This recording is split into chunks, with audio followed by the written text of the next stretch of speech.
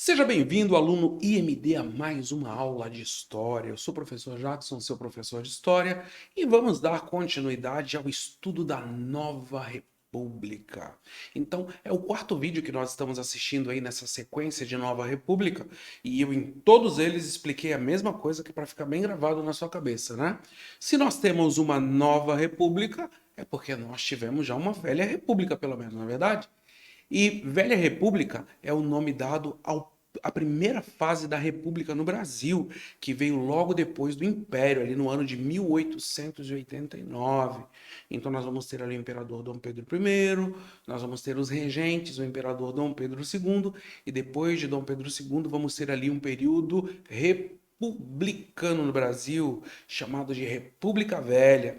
Então, esse período ele vai ser interrompido em 1930, com o governo de Getúlio Vargas, que vai durar 15 anos, né? A chamada Era Vargas. Aí nós vamos depois ter um outro período republicano, que é a chamada República Populista. Você passou por tudo isso comigo.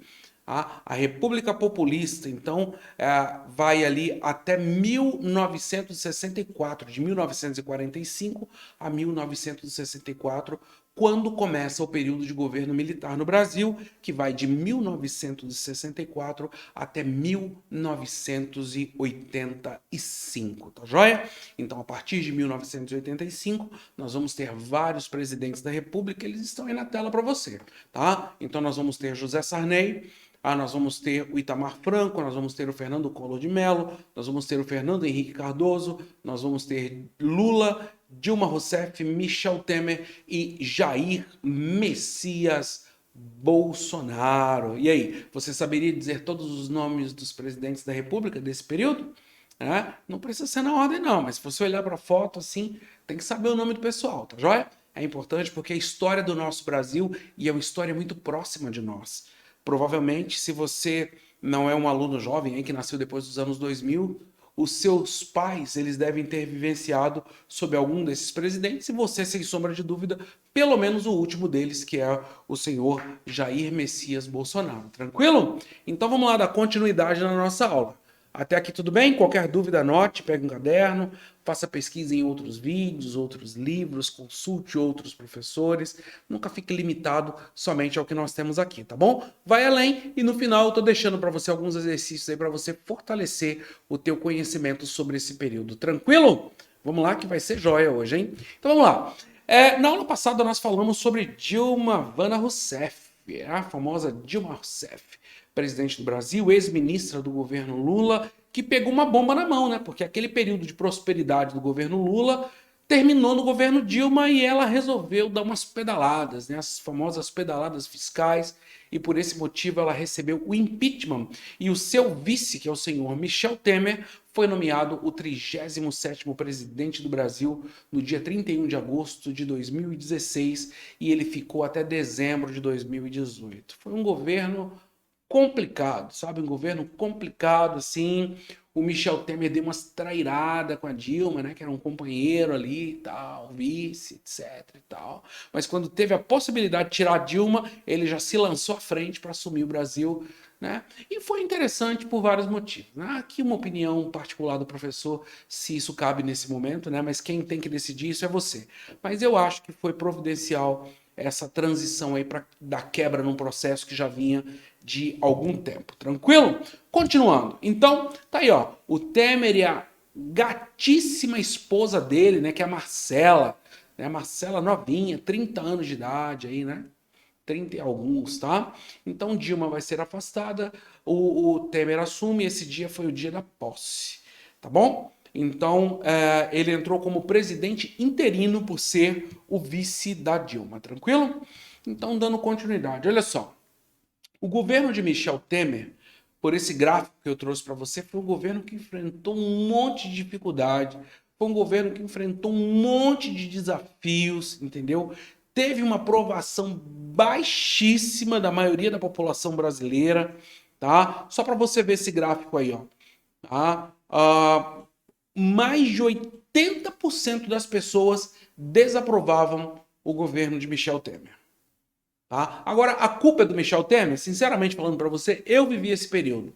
Tá? E muitas bombas estouraram na mão dele em função das decisões tomadas no governo anterior, sobretudo decisões de cunho financeiro, né? Decisões ali que foram para garantir a questão da empregabilidade no país, que daqui a pouco nós vamos ver que ela passou de 11% para 13%, o que indicava aí aproximadamente quase 13,7 milhões de pessoas desempregadas no Brasil, entendeu? Então era uma coisa que era para ser interessante para o camarada, acabou virando uma bomba na mão dele, tá? Então um número pequeno de aprovação, você vai ver, ó, 11% tá, de aprovação ali no início do processo, 7% no meio, tá, ali mais ou menos no mês de setembro, e dezembro de 2016, 9% apenas de pessoas aprovavam o governo de Michel Temer, e uma parcela dessas pessoas acabaram não respondendo essas questões. Então, eu tenho certeza que em alguns momentos deve ter batido aquele arrependimento assim, no coração do Michel Temer, tá joia? Falar um pouquinho sobre os desemprego, né? Sobre a empregabilidade no Brasil durante esse período. Estamos falando aí já do ano de 2016, cara, assim que ele entrou, tá? Então, ele pega com 11,3, que é uma alta taxa de desemprego no Brasil, só que isso piora, tá? Vai para 13,7, que dá exatamente 13,7 milhões de brasileiros desempregados no Brasil, levando em consideração que as pessoas ativas no Brasil, na época, estavam na casa de 100 milhões de pessoas. Então, trouxe aí essa imagem para você, mostrando aí a cara feia do Michel Temer, né? Não aceitando ali o momento em que ele estava vivendo de grande mesmo desemprego no Brasil, o que gerou uma série de outras complicações, entendeu? Visto que no governo do Lula, por exemplo, a empregabilidade era tão boa em função do dinheiro que vinha de fora do Brasil, sobretudo da China, sobretudo da Índia. Isso vai, né, definhar no governo Dilma Rousseff, e quando chega no governo Michel Temer, isso piora de uma vez por todas, tá? Então, 13,7 milhões de pessoas desempregadas, e esse número ele vai piorar daqui a pouco, tá bom? Então vamos lá, dando continuidade. Então, pessoal, quando nós chegamos no dia 21 de março de 2019, Michel Temer ele acabou caindo na Lava Jato, tá? O Lula vai cair na Lava Jato, a Dilma ela vai ser citada na Lava Jato, toda a direção do Partido dos Trabalhadores vai acabar atrás das grades, tá? Michel Temer aí, ele teve ali um imbróglio jurídico que o levou à cadeia, mas logo ele foi solto, foi uma coisa que foi um pouco rápida, entendeu? Então ele acaba se apresentando à Polícia Federal, enfim, mas ele passou por toda aquela vergonha ali de ter que ser preso. Infelizmente ele passou por esse, né, por todo esse problema aí, porque estava metido no rolo também, tava, né, tava no rolo, né? Quem estava nas cabeças aí do executivo naquela época tiveram os seus nomes citados, tá ok? Então, na Operação Lava Jato, foram poucos os que se safaram, e um deles daqui a pouco vai se tornar presidente da República, e nós vamos falar sobre ele muito em breve, tá ok? Então vamos lá, dando continuidade. Então, pessoal, chega ao fim ali o governo de Michel Temer, desaprovação, desestabilidade do Brasil, crise financeira terrível no Brasil, entendeu? Então, o legado Lula, ele tem o seu final em Dilma, tá? E em Michel Temer ele afunda de uma vez por todas.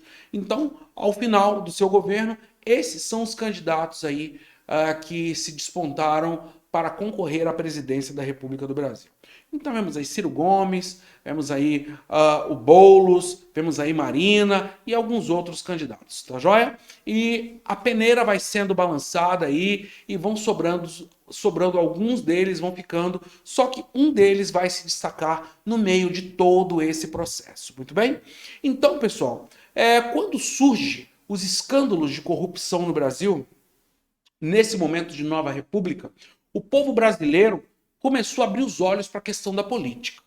Eu afirmo para você que o brasileiro, até dado a história do povo brasileiro em si, o povo brasileiro sempre foi muito de receber as benesses da corrupção, tá? E sempre foi muito favorável a ser corruptível. Eu defendo uma tese que diz o seguinte, né? Dentro da política há o corruptor porque existe o corruptível. Se tem alguém que corrompe, que rouba, é porque alguém colocou essa pessoa lá. Só que a partir de 2013 já começa um movimento no Brasil, né, abrindo os olhos para essa situação em que o Brasil estava vivendo de roubo, de desmando, de envio de remessas vultuosas de dinheiro para outros países que até então eram amigos dos governos que estavam fazendo parte ali da República Federativa Brasileira naquele momento. Tá? Então, o povo brasileiro ele clamava por um nome, para que pudesse surgir um nome que se levantasse contra toda essa situação. Tá? Então, inclusive, eu trouxe essa imagem para você. Não é direita contra esquerda, não é rico contra pobre, é a nação contra a corrupção. Só um exemplo para você. Olha o PT em 2003. Vamos lá. Olha lá. Ministro, presidente, ministro e tesoureiro. Quando nós chegamos ali em 2018, todos eles, todos, sem exceção, foram presos por desvio de dinheiro e por corrupção. Todos dentro de um partido. Toda a cabeça de um partido foi presa, pessoal. Então é uma situação assim humilhante, terrível, humilhante principalmente para o povo brasileiro que escolheu essas pessoas e colocaram essas pessoas lá. Nós estamos, pessoal, chegando ao final de um processo onde você, meu aluno, você, minha aluna, está chegando aí ao final de uma fase dos seus estudos, porque essa aula é a penúltima aula do terceiro ano do ensino médio de História. E eu preciso que você seja um aluno crítico. Você que já estudou História durante todos esses períodos, é fundamental que você, a partir de agora, saiba analisar a partir dos documentos históricos que você tem à sua disposição. Porque a mídia, a grande mídia, e daqui a pouco nós vamos ver isso. Eu trouxe documentos que provam para você isso. Tá? Que a grande mídia, ela tentará levar a sua opinião naquilo que beneficia a grande mídia. Mas você, meu aluno, você, minha aluna, você, senhor, você, senhora, você, jovem, você precisa entender que as pessoas tentarão fazer com que você se corrompa ou tentarão pelo menos enganar você. Eu tenho certeza que se você entende que todas essas pessoas que estão ali e que foram presas por corrupção ou que pelo menos são réus por corrupção, eles não merecem um novo lugar aí no poder executivo ou em qualquer outro poder, a não ser que sejam julgados e que definitivamente, de uma vez por todas, seja mostrada a sua inocência. Enquanto isso não acontece, nós devemos buscar aí outros nomes para que possam entrar no lugar dessas pessoas. Muito bem? Continuando. É nessa época, quando já parecia não haver mais esperança, que um nome que já era conhecido, ele começa a despontar num cenário praticamente impossível aos olhos humanos. Um possível candidato passa a ser destaque em todo o Brasil. E ele tinha um tema consigo: Brasil acima de tudo e Deus acima de tudo. Eu estou falando para você do candidato do que até então era deputado federal, Jair Messias Bolsonaro. Então, pessoal, se nós analisarmos ali, houve uma disparada de Bolsonaro já desde 2013, quando ele começa a aparecer nas pesquisas, colocando para trás nomes já conhecidos como Marina Silva, a grande defensora da floresta, dos animais e das árvores, entendeu? Alckmin ali, o grande lá de São Paulo, e Haddad, né? E Ciro Gomes, ali o coronel do Nordeste, né? Foram ficando para trás porque esse nome clamava por algumas questões diferentes daquilo que todos os seus antecessores defendiam, tá? Então, todos esses nomes que eu citei para você, de alguma forma, foram citados na Lava Jato, menos o nome de Jair Messias Bolsonaro. Tranquilo, pessoal? Vamos continuar aí vendo o que aconteceu? Pelas pesquisas, segundo as pesquisas, e eu cansei de assistir isso na Rede Globo, Bolsonaro perderia em todos os cenários. Todos. Absolutamente todos os cenários. Tá? Se ele fosse para um possível segundo turno. Em determinado momento, lá tal, quando a televisão via que eles estavam próximos de passar por uma grande vergonha, eles falaram, olha, talvez, se ele fosse para o segundo turno com a Marina Silva, talvez ele ganhasse. Tá? Mas até então, todas as TVs, principalmente a Rede Globo de televisão, afirmava, tá, em função de pesquisas de Datafolha, de Ibope, de outros institutos de pesquisa, que Jair Bolsonaro, de forma alguma, ele ganharia essa eleição se fosse para um segundo turno. Ô, produção, é aqui que já entra o vídeo, né? Ou não? Já vou mandar um vídeo aí para você, tá? Então vamos lá. Assiste esse vídeo aí, nós já tornamos a conversar. O Datafolha divulgou hoje uma nova pesquisa de intenção de voto para presidente da República. É o primeiro levantamento do Instituto desde que o Tribunal Superior Eleitoral rejeitou a candidatura do ex-presidente Lula à presidência. Lula está preso em Curitiba, condenado a 12 anos de prisão por corrupção e lavagem de dinheiro. O Datafolha pesquisou o cenário em que o nome de Fernando Haddad, candidato a vice-presidente pelo PT, aparece como possível substituto de Lula na chapa. O nível de confiança da pesquisa é de 95%. Isso quer dizer que há uma probabilidade de 95% de os resultados retratarem a realidade, considerando a margem de erro, que é de 2 pontos para mais ou para menos. Vamos aos números. Jair Bolsonaro, do PSL, oscilou dentro da margem de erro de 22% em agosto para 24% agora. Com a margem de erro, tem de 22% a 26%. Ciro Gomes, do PDT, tinha 10%, agora tem 13%. Pela margem de erro, de 11% a 15%. Marina Silva, da Rede, estava com 16%, agora caiu para 11%. Com a margem de erro, tem de 9% a 13%. Geraldo Alckmin, do PSDB, tinha 9%, agora 10%. Com a margem de erro, de 8% a 12%. Ciro, Marina e Alckmin estão tecnicamente empatados. Fernando Haddad, do PT, tinha 4%, agora cresceu para 9%. Com a margem de erro, tem de 7% a 11%. Fernando Haddad também está empatado tecnicamente no limite da margem de erro com Ciro, Marina e Alckmin.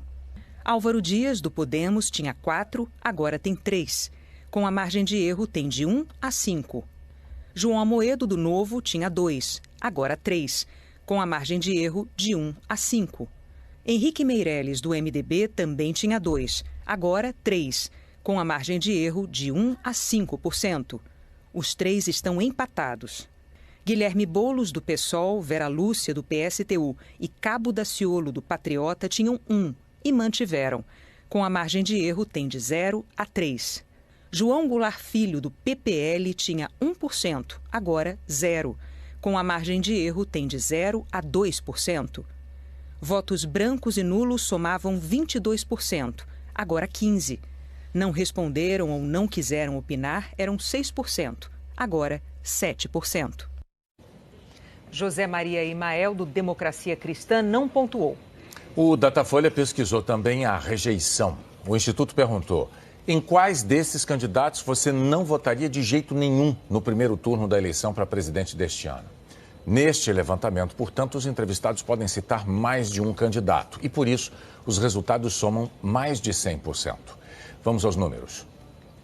Jair Bolsonaro aparece com 43% de rejeição, Marina Silva, 29%, Geraldo Alckmin, 24%, Fernando Haddad, 22%, Ciro Gomes, 20%, Cabo Daciolo, 19%, Vera Lúcia, também 19%, Emael, 18%, Guilherme Boulos, 17%, Henrique Meirelles, também 17%, João Goulart Filho, 15%, João Amoedo, também 15%, Álvaro Dias, 14%, 5% disseram que rejeitam todos ou não votariam em nenhum, 2% disseram que votariam em qualquer um ou não rejeitam nenhum, 6% não souberam. O Datafolha também pesquisou possíveis cenários de segundo turno. O Instituto fez uma série de combinações com 2 nomes e perguntou em quem o eleitor votaria se tivesse que escolher um deles.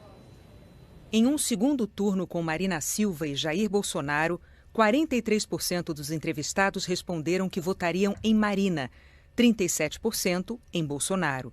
Branco ou nulo, 18%. Não souberam ou preferiram não opinar, 2%. Numa disputa entre Ciro e Alckmin, 39% disseram que votariam em Ciro, 35% em Geraldo Alckmin.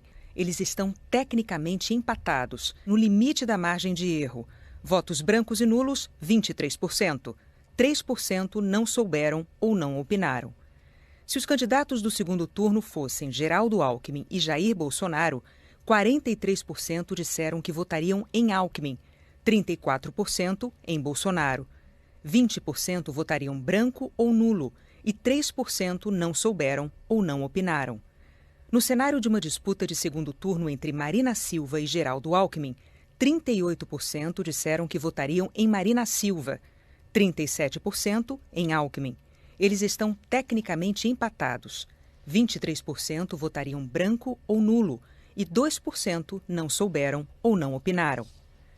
Em um segundo turno com Ciro Gomes e Jair Bolsonaro, 45% responderam que votariam em Ciro, 35% em Bolsonaro. Branco ou nulo, 17%. Não souberam ou preferiram não opinar, 3%. Numa disputa entre Geraldo Alckmin e Fernando Haddad, 43% disseram que votariam em Alckmin, 29% em Fernando Haddad. Votos brancos e nulos, 25%. 3% não souberam ou não opinaram. Se os candidatos do segundo turno fossem Fernando Haddad e Jair Bolsonaro, 39% disseram que votariam em Haddad, 38% em Bolsonaro.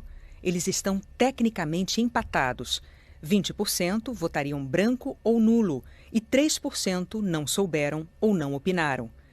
No cenário de uma disputa de segundo turno entre Ciro Gomes e Marina Silva, 41% disseram que votariam em Ciro Gomes, 35% em Marina, 22% votariam branco ou nulo e 2% não souberam ou não opinaram. No segundo turno entre Marina Silva e Fernando Haddad, 42% disseram que votariam em Marina, 31% em Haddad, 25% votariam branco ou nulo e 3% não souberam ou não opinaram. O Datafolha ouviu hoje 2.804 eleitores em 197 municípios. Essa pesquisa foi contratada pela TV Globo e pela Folha de São Paulo e registrada no TSE. Então, pessoal, esse aí foi o nosso vídeo aí, né?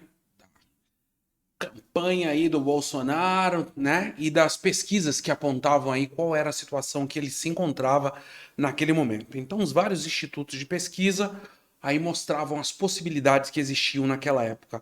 E em redutos, pessoal, que antes eram redutos da esquerda, né? Principalmente porque a esquerda ali no início dos anos 80 arrebatou uma multidão de jovens, e eu era um deles, inclusive, né? Estava lá, era petista de carteirinha, né? Eu lembro que quando o Lula ganhou, eu era ali um pré-adolescente, nós choramos ali, porque havia uma esperança, né, de que toda aquela situação do período dos militares ali que foi negativa em algum momento, poderia ser diferente, que nós saberíamos escolher os presidentes da República. Mas nesse momento surge um novo grupo de jovens, né, com uma nova visão, que pensava que poderia sim existir um Brasil sem corrupção, que poderia sim existir um Brasil onde poderia haver um governo que não se envolvesse em esquemas de corrupção e grandes desvios de dinheiro. E nesse sentido, Bolsonaro ele foi aclamado por essa multidão como um mito. E só para que você possa entender, a palavra mito vem de mitologia, de um ser especial dentro, sobretudo, de um mundo mitológico, de um mundo imaginário ali, alguém que tem poderes especiais e que pode fazer uma diferença, tá joia? Inclusive, eu coloquei aí para você ele colocando óculos, né, que é uma situação de meme, coisa de internet da época, né, que foi muito, muito interessante. Então, eu trouxe um outro vídeo para você e depois a gente ainda vai ver mais outro vídeo, tá joia?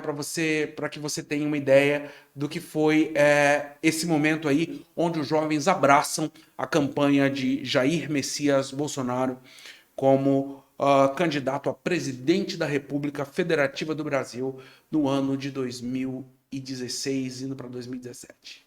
2018, na verdade.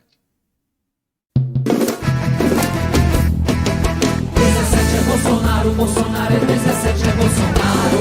É Bolsonaro! 17 é Bolsonaro, Bolsonaro é 17 é Bolsonaro. É Bolsonaro! Chegou a hora, cumpra seu dever. O Brasil precisa de você. Vote Bolsonaro, vote 17. É Bolsonaro! Chegou a hora, cumpra seu dever. O Brasil precisa de você.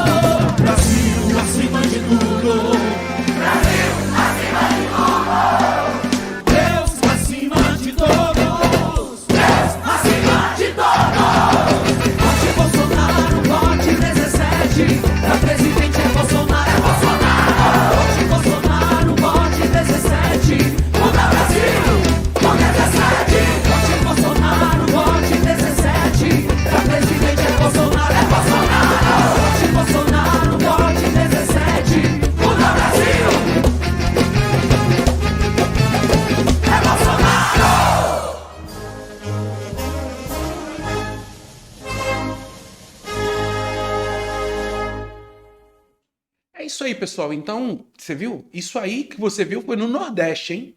Lembrando que o Nordeste sempre foi um reduto dos governos de esquerda. E por quê, né? Na próxima aula nós vamos falar algumas questões de desigualdades no Brasil.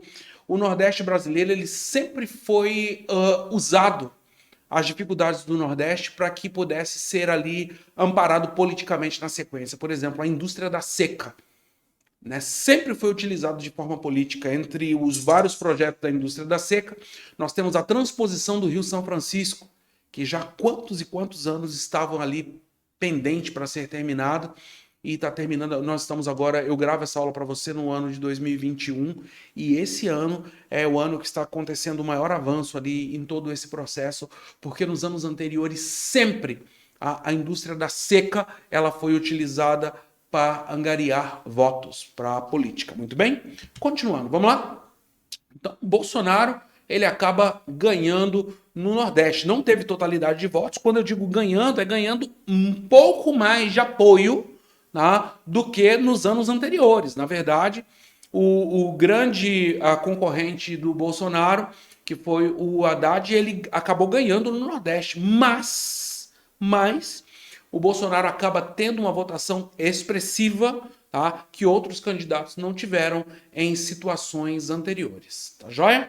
Então vamos lá dando sequência. E até que quando o Bolsonaro foi fazer uma das suas visitas ali em Minas Gerais, ele acaba recebendo uma facada desse cidadão aí. Ou seja, boa parte do período de campanha de Jair Messias Bolsonaro ele passou no hospital, se recuperando da facada, desse atentado que esse cidadão aí acabou se levantando contra ele. Até hoje não se sabe se tiveram outros mandantes, né? Surge agora aí algumas possibilidades para que se tenham novos mandantes, tá? E por fim, pessoal, do dia 28/10/2018, Jair Messias Bolsonaro é anunciado presidente da República do Brasil. Vamos ver o vídeo? Bolsonaro Atenção, eleito, chega a vamos informação, lá? às 7h21 da noite deste domingo, chega a informação de que Jair Bolsonaro está eleito presidente da República. Essa é a informação oficial do TSE que nós temos na tela com os números e a Renata Lopretti. E lembrando mais uma vez, eu falei há pouco, 38º presidente do Brasil, 8ª eleição desde a redemocratização. Parabéns ao presidente eleito do Brasil, eleito democraticamente nas urnas por milhões de brasileiros, com uma vantagem muito grande. O número que nós temos aqui, 55.205.640 eleitores brasileiros. E ainda deve dar uma corrigidinha ali, porque ainda tem um pouquinho de voto para apurar. Aí está, numa apuração muito rápida. Aluno IMD, nós estamos chegando ao final dessa aula, mas antes eu preciso deixar uma mensagem para você. Eu acredito que você, como estudante de história, é uma pessoa crítica e você está pronto para tomar as suas próprias decisões, principalmente no âmbito que nós estamos estudando no decorrer de todo esse tempo, que é o aspecto político. Eu trabalhei com você praticamente todos os presidentes da República que o Brasil já teve. E eu gostaria de pedir a você que nas próximas eleições que você participar, que você haja com inteligência, que você pesquise o passado das pessoas em quem você vai votar. E, por favor, não vote em pessoas que são réus ou que são acusados de escândalos de corrupção. O Brasil depende de você, o seu voto é muito importante. Eu te espero na nossa próxima e última aula de história desse processo que nós estamos participando. Até lá, valeu, muito obrigado, tchau, tchau.